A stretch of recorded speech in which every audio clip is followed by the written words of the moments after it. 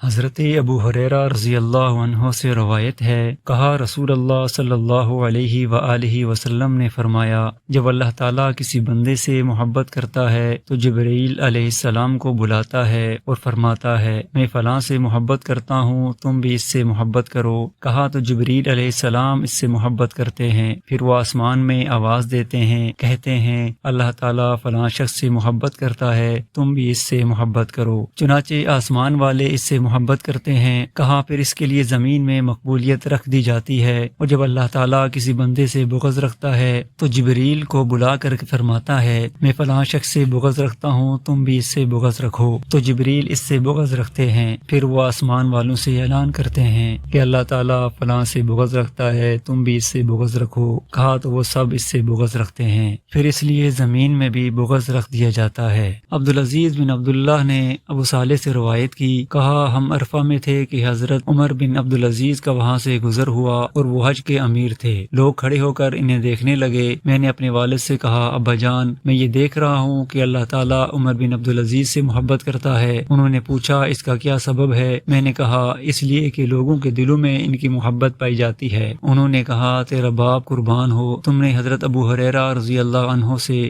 رسول اللہ صلی اللہ علیہ وآلہ وسلم کی حدیث سنی ہے۔